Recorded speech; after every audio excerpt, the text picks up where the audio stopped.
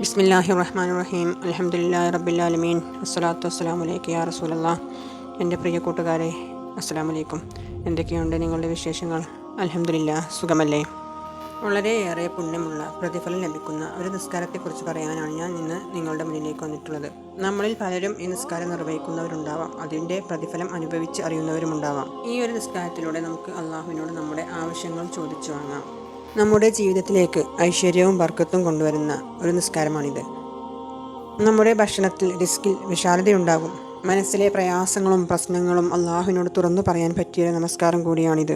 നമ്മളിൽ പലർക്കും അറിയാവുന്ന ഒരു നിസ്കാരമാണ് ളുഹാ നമസ്കാരം. വളരെ ശ്രേഷ്ഠമായ ഈ നമസ്കാരത്തിൻ്റെ സമയം സൂര്യൻ ഉദിച്ചതു മുതൽ ളുഹറിൻ്റെ സമയം വരെയാണ്. പക്ഷേ ഇതിൽ ഏറ്റവും ശ്രേഷ്ഠമായ സമയം എന്ന് പറയുന്നത് സൂര്യൻ ഉദിച്ച് വെയിലാവൂലേ, ഒരു വെയിലിൻ്റെ ചൂട് വരില്ലേ, ആ ഒരു ടൈമിലാണ് ഇതിന് പറ്റിയ ഉചിതമായ സമയം എന്നാണ് പണ്ഡിതന്മാർ പറയുന്നത്. രാവിലെ മുതൽ ഏകദേശം ഒരു ഉച്ചയാകുന്ന സമയം വരെയാണല്ലോ ഇതിൻ്റെ ഒരു ടൈം എന്ന് പറയുന്നത്. എല്ലാവരും ജോലി തിരക്കിലാകുന്ന, ബിസി ആകുന്ന ഒരു സമയമാണ്. ആ ടൈമിൽ ഒരല്പനേരം അള്ളാഹുവിനോട് സംസാരിക്കാൻ വരാൻ ആർക്കെങ്കിലും സമയമുണ്ടോ എന്ന് അള്ളാഹു നോക്കുകയാണ്. അപ്പോൾ ആരൊക്കെയാണ് ഈ ഒരു തിരക്ക് പിടിച്ച സമയത്തിൻ്റെയിൽ അള്ളാഹുവിനെ ഓർത്ത് അള്ളാഹുവിൻ്റെ മുന്നിലേക്ക് വരാൻ തയ്യാറാകുന്നത്? അതുകൊണ്ടാണ് ഈ ഒരു നിസ്കാരത്തിന് ഇത്രയേറെ പ്രതിഫലം അള്ളാഹു നൽകുന്നത്. നമ്മുടെ ശരീരത്തിലെ ഓരോ സന്ധികൾക്കും ദിവസവും നമ്മൾ ദാനം ചെയ്യേണ്ടതായിട്ടുണ്ട്. അങ്ങനെ ദിവസവും ദാനം ചെയ്യുക എന്നൊക്കെ പറഞ്ഞാൽ വളരെ പ്രയാസമുള്ള, ബുദ്ധിമുട്ടുള്ളൊരു കാര്യമാണത്. അപ്പോൾ ആ ദാനം ചെയ്യുന്നതിന് പകരമായിട്ട് നിങ്ങൾ ദിവസവും 2 റക്അത്ത് ളുഹാ നമസ്കാരം നമസ്കരിച്ചാൽ അതിനുള്ള പ്രതിഫലമായി എന്നാണ് നമ്മോട് നബി സല്ലല്ലാഹു അലൈഹി വസല്ലം തങ്ങൾ പറഞ്ഞിട്ടുള്ളത്. ഒരാൾ സ്ഥിരമായി ളുഹാ നമസ്കാരം നമസ്കരിച്ചാൽ കടലിലെ തിരമാലകളിലെ പതകളില്ലേ, തിരകളടിക്കുമ്പോൾ അങ്ങനെ പതകൾ ഉണ്ടാവുമല്ലോ, ആ പതകൾ എത്രത്തോളം ഉണ്ടോ അത്രത്തോളം പാപങ്ങൾ അയാളുടേത് പുറത്തു കിടക്കുമെന്നാണ് നമ്മോട് പറഞ്ഞിട്ടുള്ളത്. ഈ നിസ്കാരത്തിൻ്റെ ചുരുങ്ങിയ റക്അത്ത് 2 റക്അത്താണ്. പ്രിയ കൂട്ടുകാരെ, നിങ്ങൾ ആ 2 റക്അത്തുകൾ നിങ്ങളെ കൊണ്ട് കഴിയുമെങ്കിൽ ദിവസവും അതൊന്ന് നിസ്കരിക്കാൻ ശ്രമിക്കുക. വളരെ പ്രതിഫലമുള്ള, അത് സ്ഥിരമായി നിങ്ങൾ നിസ്കരിച്ചു തുടങ്ങിയാൽ അതിൻ്റെ പ്രതിഫലം നിങ്ങൾക്ക് തന്നെ ആസ്വദിക്കാൻ കഴിയും. ഈ നിസ്കാരത്തിൻ്റെ പൂർണ്ണമായിട്ടുള്ള റക്അത്ത് 12 റക്അത്താണ്. 12 റക്അത്ത് നമസ്കരിക്കുന്നവന് അള്ളാഹു സ്വർഗത്തിൽ ഒരു സ്വർണ്ണ കൊട്ടാരം തന്നെ പണിത് വെച്ചിട്ടുണ്ട് എന്നാണ് പറയുന്നത്.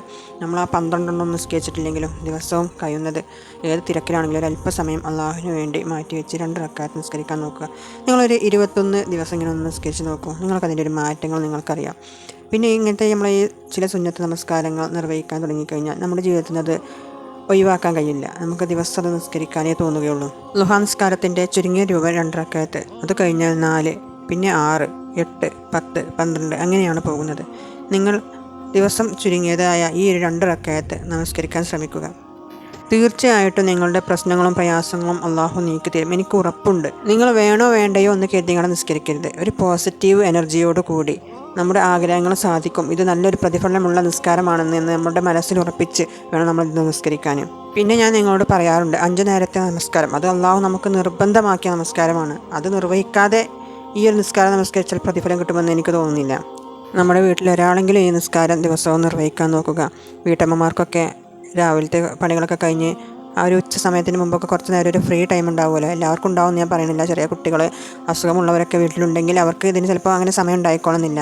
വെറുതെ ഇരുന്ന് മൊബൈലിലൊക്കെ കളിച്ച് സമയം കളയുന്നവരുണ്ടാവുമല്ലോ, അവരൊക്കെ തീർച്ചയായിട്ടും ഈ നിസ്കാരം ഒന്ന് നിർവഹിക്കണം. ഇതിൻ്റെ ഒരു എന്താ പറയുക, ഇതിൻ്റെ ഒരു പ്രതിഫലം, ഇതിൻ്റെ ഒരു മാധുര്യം അത് നിങ്ങൾ അനുഭവിച്ച് തന്നെ അറിയണം.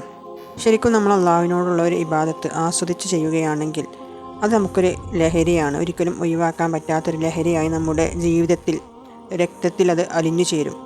മറ്റു ചീത്ത ലഹരികളെ പോലെയല്ല. അള്ളാഹുവിനോടുള്ള ഇബാദത്തിനുള്ള ലഹരി നമ്മുടെ ശരീരത്തിലേക്ക് ലയിച്ചു കഴിഞ്ഞാൽ ഏറെ പ്രതിഫലമുള്ള, നമ്മുടെ ജീവിതത്തിൽ ഇഹലോകത്തും പരലോകത്തും തന്നെ വളരെയേറെ മാറ്റങ്ങൾ കൊണ്ടുവരാൻ പറ്റിയൊരു ലഹരിയാണ് ഇബാദത്ത് എന്ന് പറയുന്നത്.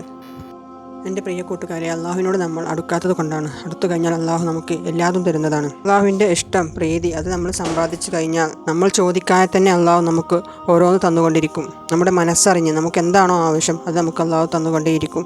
നമ്മളെന്താണ് സാധാരണ ചെയ്യാറ്? നമുക്ക് ബുദ്ധിമുട്ടുകൾ, പ്രശ്നങ്ങൾ, പ്രയാസങ്ങൾ, മുസീബത്തുകളൊക്കെ വരുമ്പോഴാണ് നമ്മൾ അള്ളാഹുവിൻ്റെ അടുത്ത് ഓർക്കുക, എന്നിട്ടാണ് അള്ളാഹുവിനോട് ചോദിക്കുക. അങ്ങനെയല്ല നമ്മൾ വേണ്ടത്. നമ്മൾ സ്ഥിരമായിട്ട് അള്ളാഹുവിനെ ഓർക്കുന്ന ഒരാളായി മാറുക. അപ്പോൾ നമുക്ക് ഈ മുസീബത്തുകളും പ്രശ്നങ്ങളും പ്രയാസങ്ങളും ഒന്നും നമ്മുടെ ജീവിതത്തിൽ ഉണ്ടാകില്ല.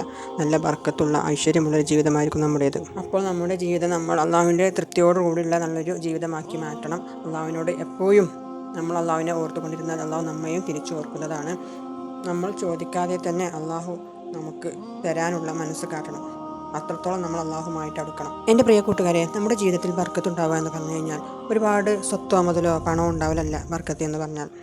നമ്മുടെ ജീവിതത്തിൽ സമാധാനം, ഐശ്വര്യം അതുണ്ടാവലാണ്. ഉദാഹരണം പറഞ്ഞു കഴിഞ്ഞാൽ നമ്മുടെ കയ്യിലൊരു 1000 രൂപയാണുള്ളത്. ആ 1000 രൂപ കൊണ്ട് നമുക്ക് തൃപ്തിയാണ്.